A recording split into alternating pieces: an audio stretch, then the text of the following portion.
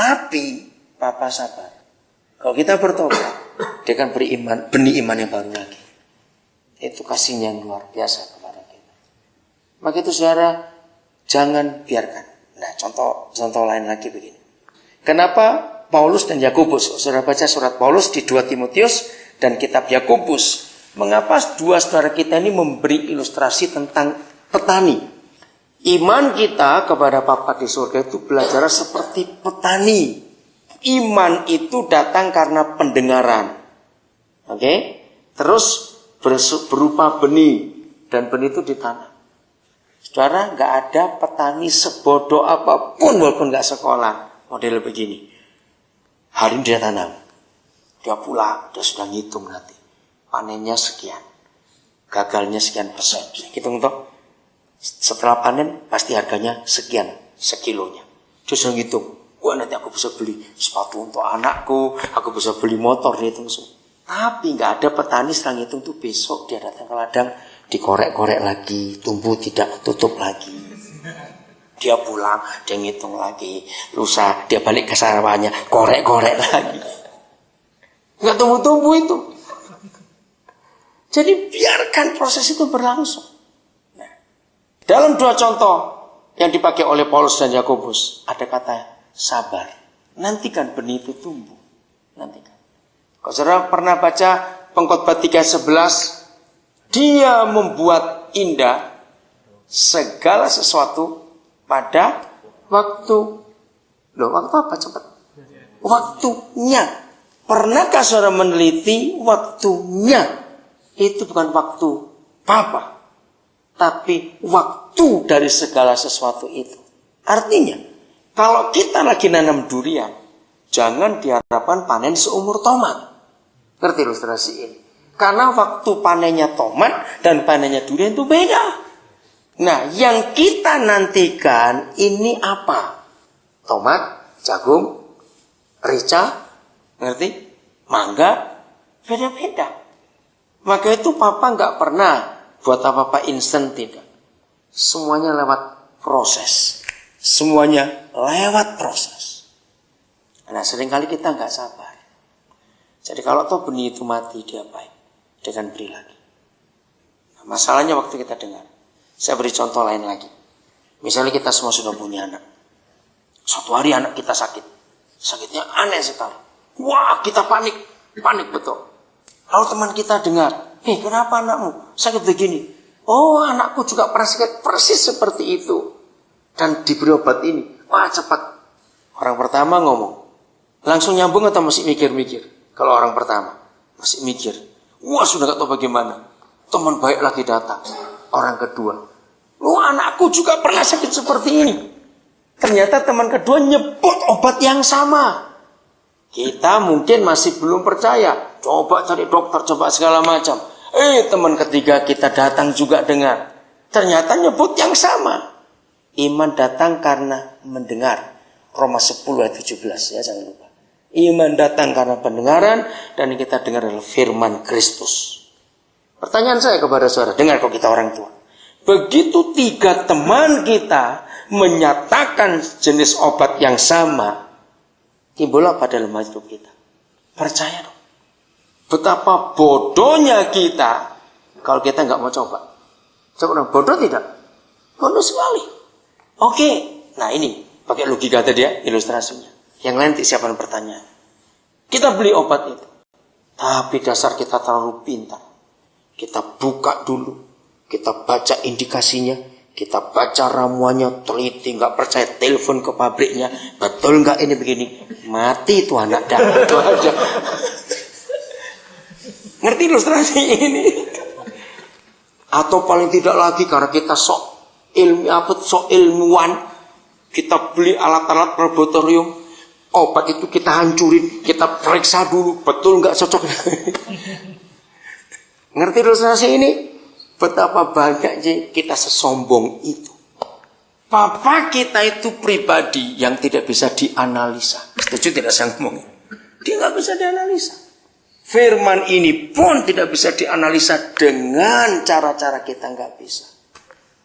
Jadi kalau kita percaya, ya sudah. karena mendengar. Saudara, maaf. Jangan ada yang tersinggung kalau yang punya. Saudara percaya enggak? Semua rumah makan di dunia ini enggak ada yang bersih. Iya atau tidak? Cepat jawab. Cepat jawab, saya tanya. Termasuk kalau mamamu yang punya restoran juga. Makin ramai restoran itu, makin kotor dia. Lo jawab iya atau tidak, cepat. Kenapa? Tangan begitu banyak. Wah, sudah. Kenapa kalau kita ke restoran, kita nggak perlu langsung masuk dapur, periksa higienitas tidak, semuanya itu diusir keluar. Terus kita tanya, ini nyuci dagingnya bagaimana caranya, ini gimana? Kita langsung pesan makan. Artinya apa? Kita beriman di restoran. Jadi banyak hal dalam kehidupan kita itu ternyata memerlukan iman dan kita berhasil. Kenapa dengan Bapa di surga kita masih sering meragukan betapa jahatnya kita ini? Bisa percaya nggak saudara setelah hari ini? Ayo saya tanya balik. Berani dicoba? Berani doa seperti Daud, ujilah aku Tuhan. Selidikilah aku. Ayo, cobalah aku. Berani doa seperti ayo. Tadi bilang iya. Kalau iya harus berani dong. Loh, kenapa tertawa? Tertawa itu belum tentu jawabannya. Ya atau tidak. Banyak orang Kristen pun sampai sekarang masih bertentangan dengan doa Bapa kami. Karena dalam doa Bapa kami satu kalimatnya berbunyi. Ya, terus bukan di situ. Tentang ini pencobaan ini. Janganlah membawa kami kepada pencobaan, melainkan lepaskanlah kami dari yang jahat. Karena Engkau yang punya kerja seterusnya. Kenapa Daud doanya nantang? Ujilah aku Tuhan. Cobalah aku. Selidiki pikiranku. Kenalilah hati. Apa Daud sombong? Tidak. Saudara, ternyata itu kelasnya yang berbeda. Doa Bapa kami adalah doa untuk Kristen pemula. Karena pertama kali murid-muridnya minta diajar, guru ajarilah kami berdoa seperti Yohanes Pembaptis mengajari murid-muridnya berdoa.